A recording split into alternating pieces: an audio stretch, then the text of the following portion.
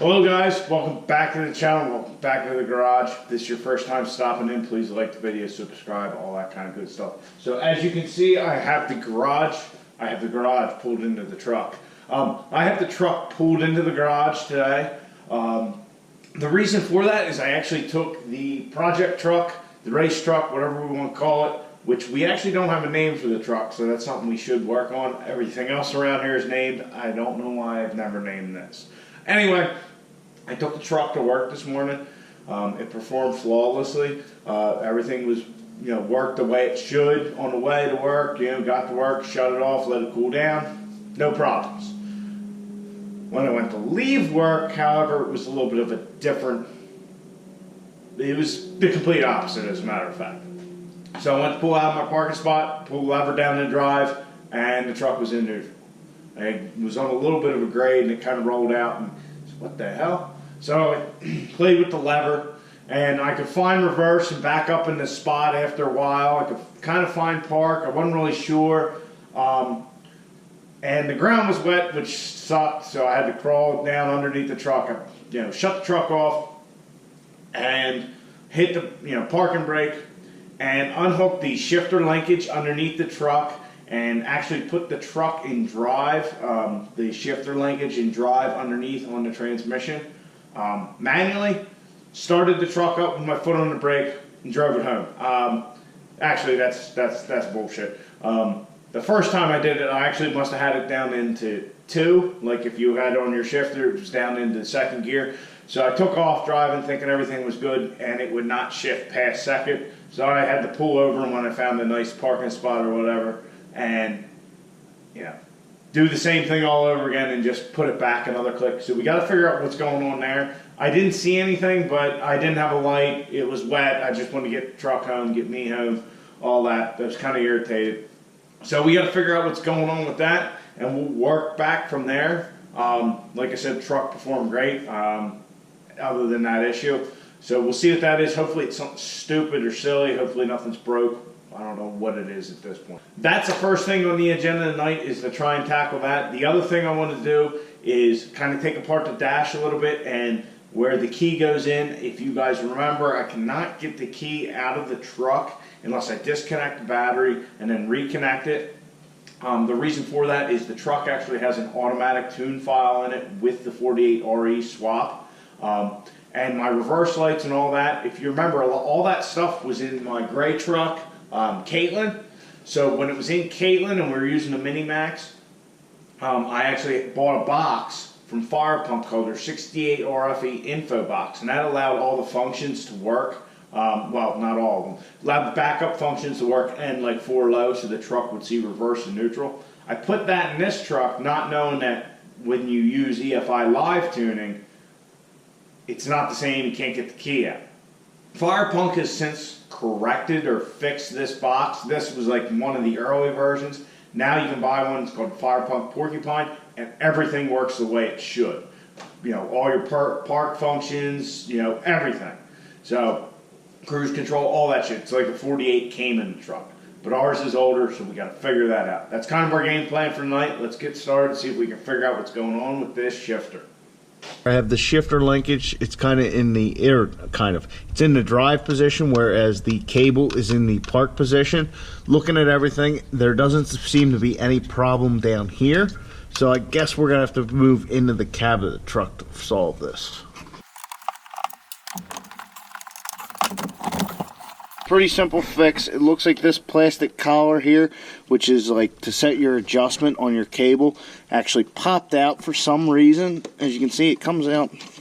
It's not that easy. Yeah, it comes easy. So it looks like we solved our problem pretty quick here. I dropped this panel and you can see this little adjustment piece. You release this to set your cable. This is the cable out of an 06 truck.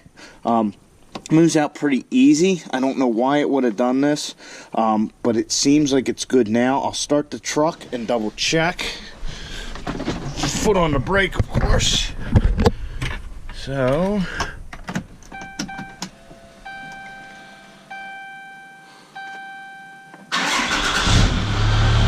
we're in park.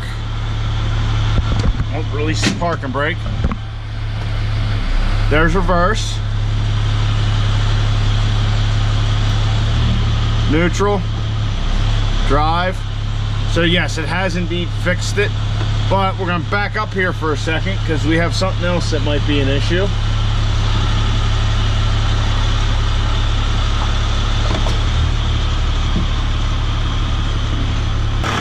So as you can see, we had some fluid under the truck, and it doesn't, I'm not sure if that's just water. I guess it's just water. Maybe I'm mistaken. Yeah, I guess it's just water. I did check when I saw this puddle, and our coolant is full, so I'm not sure why there's this big puddle there. I can't see anywhere where it appears to be leaking, so maybe it's just shit that splashed up underneath on the way home.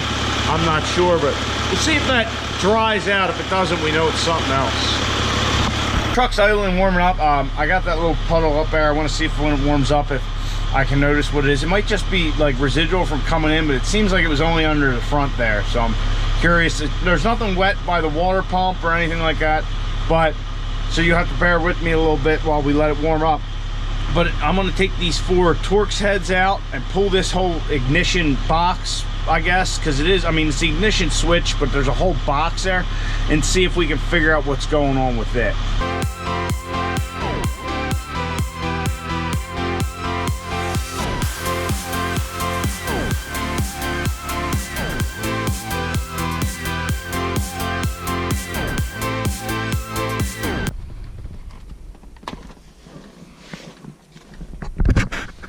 All right, so there it is. As you can see, the truck is off and the key is out of the ignition. Not that that matters right now. I mean, the whole box is out. But Dad called, so while I was taking that out, and in between time was talking to him, so I just shut the truck off and got the key out. Anyhow, there is a mess of wires that go to this. There's what, I don't know, 10 wires, something like that. 5, no, it's 7 wires go to it. I don't know what does what goes where, so let's try and play with this a little. I wonder if I start it and then pull this off. I'm not sure. I'm not sure really where to begin. I'm not much on the wiring, as you guys are well aware. Let's see. Where did I put the key? Where did I put the key? My original intent with this whole thing was to try and figure out like what wire I needed to ground or open the circuit to or whatever in order to get the key to come back out, you know, get back to the removal position. I think what I'm going to do is try and take this apart and see what's in here. Maybe we can figure out what the physical stop is that keeps it from going here. And if we can just get rid of that, we'll be fucking golden. That's kind of what I'm thinking. I did think this was kind of funny. If you look, it says wireless ignition mode. Chrysler wireless ignition node. But it definitely had like 7 wires going to it. It's not so wireless. And as you can see, just a key. No buttons. No door unlock. None of that shit. Just a regular old key. Probably with a chip, I'm sure. Alright, let's take this thing apart and see what happens.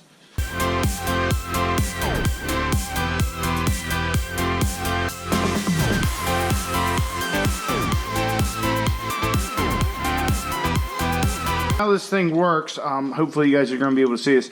See, those look like, alright, we'll put the key in. Here's how it works. You got, see, that looks like 2 little plates, you know, like almost like 2 switches, and 2 here, and then there's 2 here. So when you go to accessory, right, it blocks these 2 from, I guess, talking. When you go to on, it blocks these 2 also from talking, and then when you go to start the truck, you have that one here.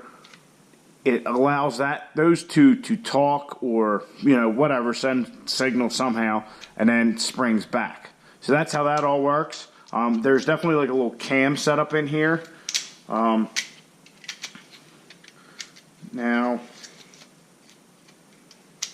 I haven't figured out what exactly keeps it from going where I want it yet. maybe I'll plug it back in. That's what I'll do. I'll plug this back into the truck. If we look at our back panel here, we need the clip thing to be up. And we'll see if we can start it or whatever and see if we can figure out what holds this thing up.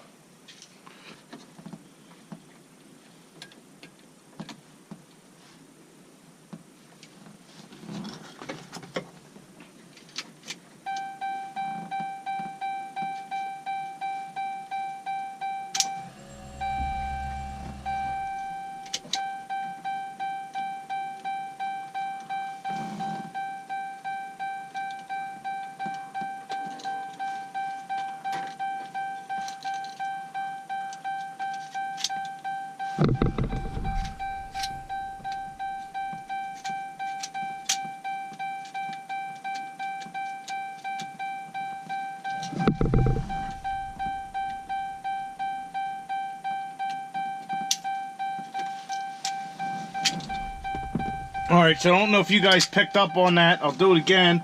If I plug it in here. Oh, fuck. If I plug it in, right, I can turn the truck on, and I pull it out. I can't get my key out, right? But if I then plug it back in, it resets, and I can pull the key out. Very odd. So, let me see if I can get it to hold the key again. We'll see what's holding up the key out in the light.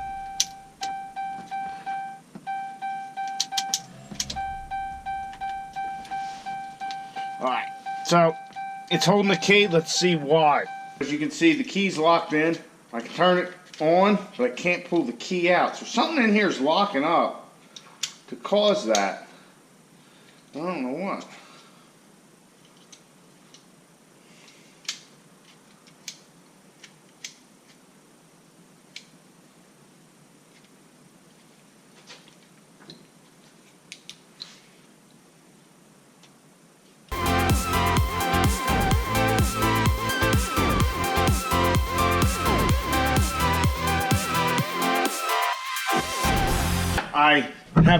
I have some new developments.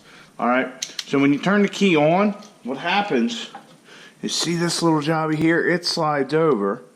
I don't know how well you'll be able to see that. Right? So now, I can't get my key out. Now, as soon as I hit it back, I can pull the key out. So, I gotta figure out, and this thing goes to right here. There's like a little metal plunger, and that's what keeps it from coming out. I don't know why, I don't know how, but we're working on it, but we have at least some kind of a development. If I close that, pull the key out. We're moving forward in a positive direction towards the completion of the project.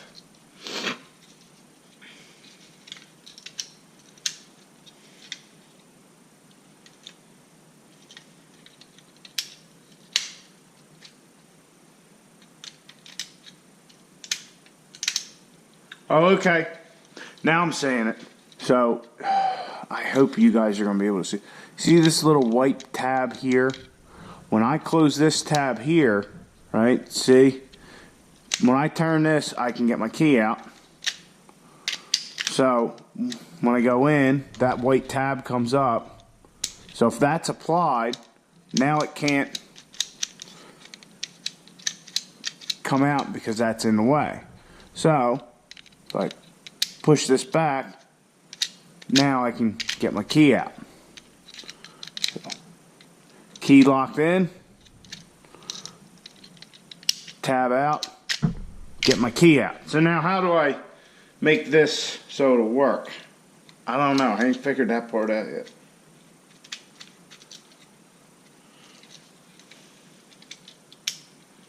It's all just plastic.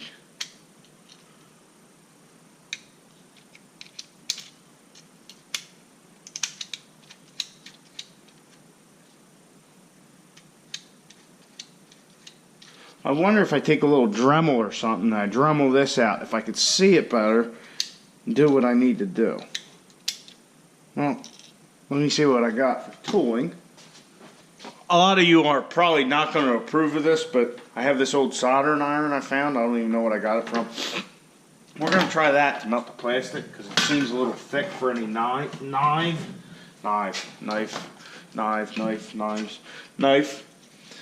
So, let's see. All I want to do is just get rid of this square here and go from there.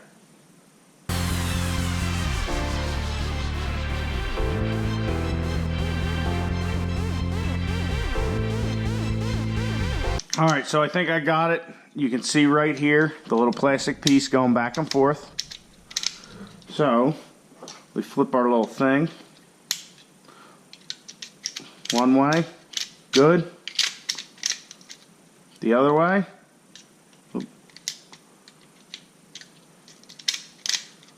Good.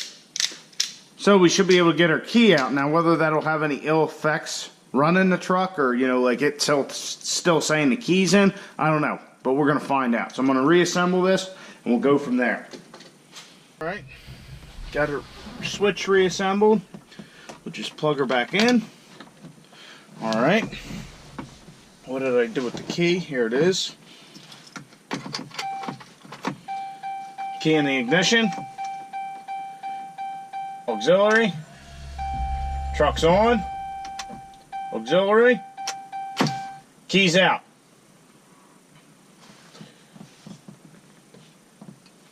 Looks like we got it. So, let me close the door here. Alright, I think we got this switch thing figured out. Start the truck. Everything's good to go. Turn this key off. I'm trying to do this with one hand. Pull the key out and it's off. Alright, we got our switch licked. We'll clean everything up and put it back together, and yeah, it's another thing down. Alright, buddy. Alright guys, so we got everything back together. Finally got our little switch thing figured out. The whole switch problem is something that's probably going to be unique to myself. There's not many people running that old 68 RFE info box out there that I know of. Like I said, if you want it done right, Firepunk has a module called the Porcupine that will allow all the functions of your truck to work, you know, as they did with the 68 RFE with your 48 RE. As far as I know, this is up till like a 2017 truck. I don't know about 18s and whatnot.